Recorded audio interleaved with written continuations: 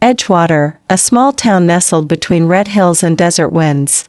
There stood Cedar Hollow Ranch, a piece of land passed down through 3 generations of the Navarro family. Elias Navarro, 47, a rugged man with calloused hands, had spent his entire life here. Every fence post, every gate bore the sweat of his father, Luis. One morning, while fixing the horse trough, Elias heard the crunch of gravel. Looking up, he saw a charcoal SUV slip through the half-closed gate, kicking up red dust. Behind the wheel was Marina Cross, an HOA board member from the new High Mesa subdivision below the hills.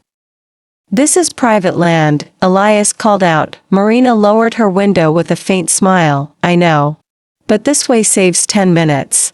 The subdivision road is under construction. This road was built to keep my horses safe." Marina shrugged. "It's just a dirt path." Those words cut deep, not because they were true, but because they dismissed everything Elias held sacred. Rumors spread fast. At Dusty Bean's Cafe, Elias overheard Marina chuckling. Navarro's rusty gate couldn't even stop a shopping cart. The crowd laughed. He approached, voice low. "You know you're trespassing." Marina spoke loudly enough for nearby tables. "What are you going to do? Chase me on horseback?" Elias's honor was eroded not just by the broken gate, but by her public scorn. At church, neighbors whispered, "He's overreacting." His old friend Mateo warned, "HOA has influence. Be careful." But Elias replied quietly, "When boundaries are flattened, what meaning do words have left?" That night, under the glow of a lamp, Elias spread out photos, bent hinges, broken latches, tire ruts. He stared at the picture of his father beside the old gate, his heart heavy. He resolved to build a new steel gate, anchored in deep concrete, fitted with cameras and warning signs. Behind it, he laid a retractable row of steel spikes, hidden beneath a thin layer of gravel.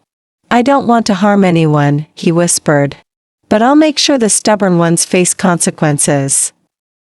Mateo worried, "What if someone wanders in by mistake?" Elias answered, "There are signs, lights, cameras. Only those who force the gate will pay the price."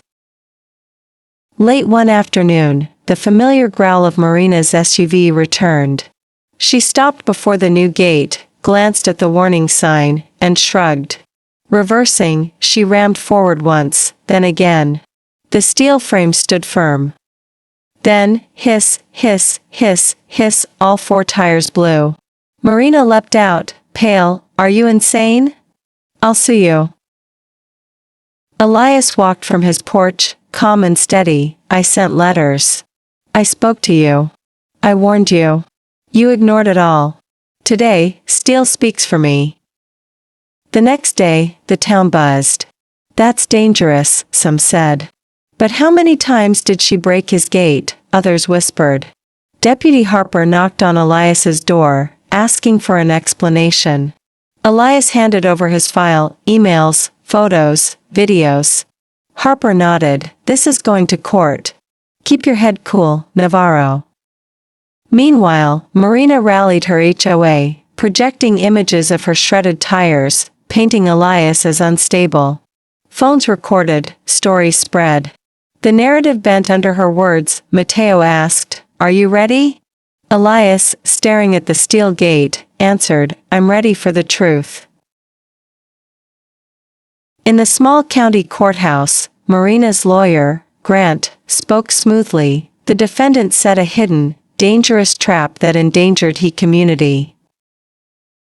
Elias's lawyer, Alma Reyes, countered. The plaintiff knowingly trespassed, ignored repeated warnings, and forced her way through private property. Mr. Navarro's measures were deterrents, not weapons. Judge Avery turned to Marina. "Mrs. Cross, did you drive through Mr. Navarro's land after being told not to?" Marina hesitated, then nodded. Elias stood, voice steady. "I never wanted to hurt anyone. I only wanted to honor my father's promise, that this road leads home. I used every word I could. In the end, I had to use steel." The gavel struck. The ruling, Elias must remove the retractable spikes due to public risk. But Marina was banned from Cedar Hollow. The HOA was ordered to cover part of the repair costs. At dusk, Elias dismantled the spikes, storing them in the barn. The steel gate remained tall and unyielding. Mateo brought coffee. You lost a piece, but you won the part that mattered. Elias smiled wearily. I didn't build the gate to win. I built it to remind myself, boundaries only matter when we stand to defend them. In Edgewater, the desert wind blew as always. But now, every car that approached Cedar Hollow stopped at the gate. Because people had learned a new language, respect. Elias stood by his father's grave, tipping his hat. I kept it safe, Dad. Everyone has a boundary of their own. If you don't guard it, someone else will cross it. The question is, who will you let redraw the lines of your life?